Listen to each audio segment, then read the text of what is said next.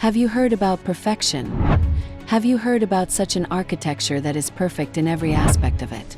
Like its location, area, perfect orientation, marvelous height, stunning carvings, incredible architecture, and most importantly, its symmetry, along with the uniqueness of each element. Maybe you think we're talking about 1 out of 7 wonders on the earth. But it will not be hype if we say that it's more than 7 wonders. Maybe the list of 7 wonders was not capable enough to hold its perfectness and beauty, and that's why they didn't include it in that list. So to overcome that mistake of the selectors, we have started a series called as 100 Wonders of India, more than 7 wonders.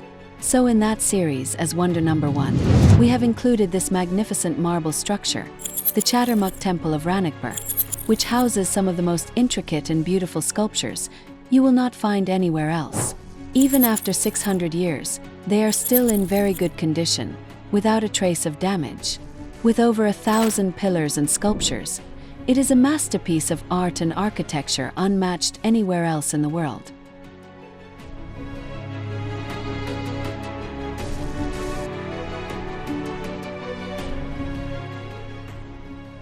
The scrubby jungle of the Aravalli hills in southwestern Rajasthan, forested valleys fall from peaks some 4,000 feet high. 500 years ago, this region was part of the Rajput kingdom of Mewar, which was controlled from the great fort of Kumhalgarh. Just a short distance from it is one of the great masterpieces of India. Surrounded by hills and forest, this huge temple will make you fall in love with its immense beauty. It is like a jewel in the middle of what was once a dense forest. The Chaturmukh or Four-Faced Temple in Ranakpur is a huge 3-storied temple, spread over an area of 48,000 square feet. Incredibly, this temple can accommodate 17 tennis courts into itself. Its construction began in 1439 and took almost 60 years to complete. Every surface inside is beautifully decorated. First-time visitors become amazed, as it has many intricate and magnificent sculptures, which you will not find anywhere else. The wonder starts from the entrance. The ceiling of the entrance has numerous hidden symbols of Jain Dharma, and the main gate is carved with numerous miniature carvings which are not easy to see but carved with so much perfection and fine details. As we cross the entrance, the wonder starts. This is 3-story temple with 1,444 pillars, 426 columns, 29 halls, 80 domes, millions of carvings carved on the pillars, and surprisingly very few walls, and sunlight comes directly to every part of the temple. Every figure built inside the temple has some meaning. Like there are 1,444 pillars in this temple. In Jainism, there was Haribhadra Shureshwar Maharaj, who wrote 1444 verses on which Jainism is based. Similarly, the entire temple stands on these 1444 pillars, in which there is no supportive wall. Just as every verse is different, like that, every pillar is different from the other. No 2 pillars are the same. Each pillar had different subsections, and each section was worked on independently by different craftsmen. Each craftsman was given free hand, so that he could showcase his craftsmanship with his skill and intelligence. And this is what results in the masterpieces you see at Ranakpur. Another awe-striking feature of this architecture is that despite the labyrinth of pillars, all the pillars are arranged in such a manner that the main sanctuary, where the statue of Lord Adinath is located, can be seen from any point of the temple. Now come to the ceilings, which is another mind-boggling feature of this temple.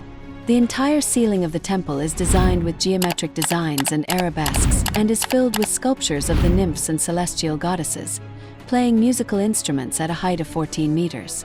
That catches the eye. Every ceiling has intricate carvings, in which some are beyond imagination, like this Kalpavriksha, the mythical tree that provides everything you desire. This incredible wire carving is carved out of a single marble stone. Another ceiling is this, which has the depiction of Akachaka, a bearded man with 5 bodies representing the 5 elements like water, earth, fire, air, and ether.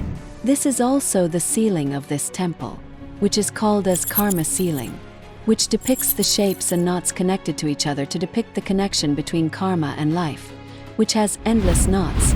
There is no start or end of this pattern.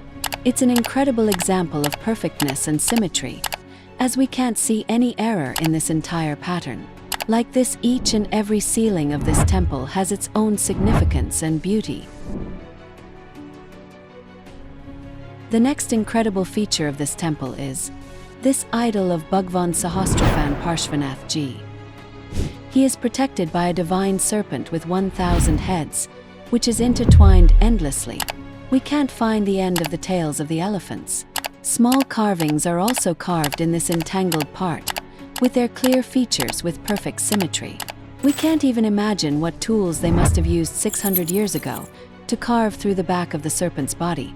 And there are no joints in this entire carving. The entire idol is made out of a single stone. Now just think, even a skilled artist has to take several retakes to complete a scene. But in such a statue made of stone, there is no option available like backspace, undo, or delete. Yet, despite being so complex, this statue is made in such a symmetry that if only this statue were named one of the 7 wonders of the world, no one would disagree. Just think how skilled the artisans must have been who made it.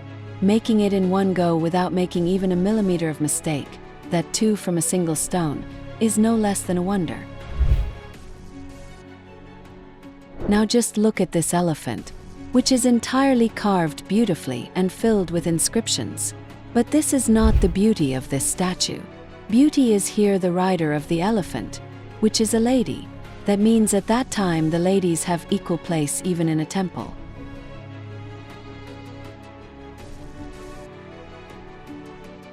I've shown you this ceiling earlier, but have you noticed on the sides of this ceiling? Yes, these are erotic carvings, carved on the ceiling. Some erotic carvings are also carved on the outer walls of the temple, which means that even 6 centuries ago our society was educated and open enough to carve such carvings openly and no one opposed it. Other astonishing carvings are of Jambudweep and Palitana temples, which are carved with perfection. The statue of Dharnashah is also carved in this temple, but the credit does not go to him alone. The architect depicted here with a scale in his hand has also got a place. His name was Deepak or Dweep. He came from a very simple family. He was unknown till then. But that was going to change with this temple. No one knows who inspired him, but he had in mind the design of one of the finest buildings in the world, the multi-pillared architectural marvel of Ranakpur.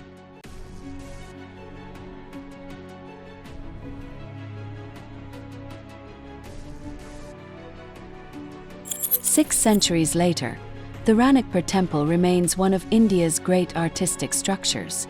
Many consider it perfect, but is it so? The builder of this temple, Dharnashah, and the architect Deepak ensured that it was not perfect. That is why among the thousands of perfect pillars and columns, there is one imperfect one. A pillar that is intentionally crooked. It is a reminder that we are human, and we are not divine. This column being out of line reminds us that this is earth. This is not perfection. The builders knew they were creating an extraordinary piece of art, but it can lead to arrogance. And challenging fate was not wise. That's why they intentionally did this. Even in the age of modern technology, perfection still remains a distant ideal. While medieval men deliberately did not achieve it when they built the Chaturmukh Temple of Ranakpur 600 years ago. This shows the humbleness of the creators, even after creating a wonder for the world. In this entire scenario, the twist is that the builder of this temple was a Jain. The one who donated the land for it was a devotee of Lord Shiva. The architect who built it was a poor Shudra. The priests who have been serving in this Jain temple for 17 generations are Brahmins, still worshipping with the same devotion with which Jains do. Temple carvings show the place of women in Indian society at that time. And they did not hesitate even to carve the erotic carvings in a temple. It clearly means that before the British came, we had a mixed culture and everyone had the freedom to work according to their own wishes. And the temples of India were not only a place to worship, but they were also used as a library to teach their society. What do you think about it? Is it really more valuable than 7 wonders or not? Please write down your opinion in the comment box. We will meet you soon with another wonder. Till then, take care and don't forget to subscribe to our channel.